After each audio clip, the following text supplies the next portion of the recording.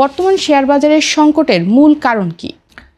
আমি মনে করি যে মূল বা এক নম্বর যদি কোনো কারণ থাকে সেটা হচ্ছে আস্থার সংকট।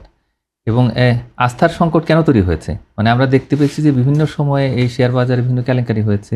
অনেকেই অর্থ নিয়ে চলে গেছেন, মানে বাড়ি চলে গেছেন। অনেক ভুয়া কোম্পানি, নাম সর্বস্ব কোম্পানি, সেগুলো কিন্তু এনলিস্টেড হয়েছে এবং এই জেড ক্যাটাগরির যে সমস্ত শেয়ার সেগুলো কিন্তু হঠাৎ করে বিভিন্ন শেয়ারের দাম বেড়ে গেছে এবং এর পিছনে কোনো যুক্তি খুঁজে পাওয়া যায়নি। তারপরে দাম বেড়ে যাওয়ার পরে অনেকেই টাকা নিয়ে চলে গেছেন, তখন আবার বাবলটা কিন্তু বাস্ট হয়ে গেছে। তো এটা একটা বিষয়। আর দ্বিতীয় বিষয়টা হচ্ছে যে আমরা একটু আশা করেছিলাম যে গত 1.5 বছরে এই শেয়ার বাজারে একটা সংস্কার হবে। তার কারণ আমরা অলরেডি অনেকগুলো যে সংস্কার কমিশন দেখেছি, 11টা সংস্কার কমিশন হয়েছে, এরপরে টাস্ক ফোর্স হয়েছে।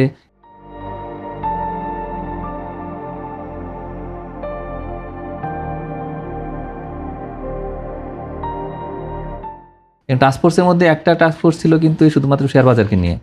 তো এবং তাদের যে সমস্ত প্রতিবেদন, তো সেই প্রতিবেদনগুলোতে অন্তত কিছুটা সুপারিশ অন্তত কাজে লাগবে বা সেখানে এই যে সংস্কারগুলো আছে সেটার জন্য ব্যবহার করা হবে।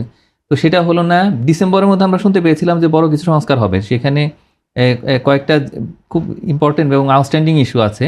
এর মধ্যে একটা হচ্ছে মিউচুয়াল ফান্ড, তো সেটাকে একটু রেশনালাইজ করা, তারপরে একই সঙ্গে যে পুরো যে আমাদের অ্যাডমিনিস্ট্রেশন, তো সেটাকে আবার একটু ঠিক করা। তো এই জিনিসগুলো কিন্তু হয়নি এবং এটা কবে হবে সেটা আমরা জানি না। মানে বারবার বলা হচ্ছে এবং একটা মাইলস্টোন তৈরি করা হচ্ছে, এটা হলো না। আর পুঁজিবাজারের সঙ্গে আর্থিক খাতের দুর্বল সংযোগ, তো এটা একটা বড় কারণ।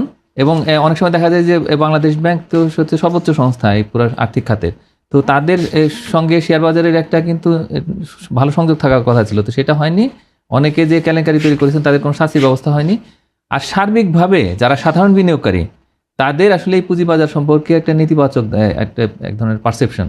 তো এই সমস্ত কারণে আসলে এই আস্থার সংকট এবং এইটাই কিন্তু সবচেয়ে বড় ক্ষতি করেছে। একদিন শেয়ার বাজারের দাম বাড়ে, শেয়ারের সূচক বাড়ে, আবার পতন ঘটতে থাকে সপ্তাহে বাকি 4 দিন। তো এইভাবে যদি চলতে থাকে তাহলে তো শেয়ার বাজার দাঁড়াতে পারে না।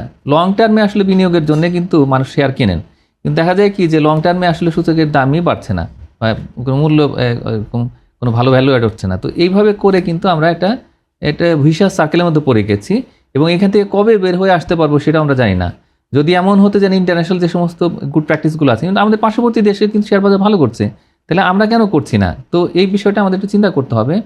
এখন পুঁজির জন্য আমরা প্রাইমারিলি ডিপেন্ড করি হচ্ছে ব্যাংকের উপরে, কিন্তু আসলে প্রাইমারি সোর্স হওয়ার কথা হচ্ছে ক্যাপিটাল মার্কেট, তো সেটাও হচ্ছে না। তো আলটিমেটলি আমাদের আসলে একটা ভালো সংস্কার যদি না হয় তাহলে সেক্ষেত্রে আসলে আস্থাটা তো ফিরে আসবে না।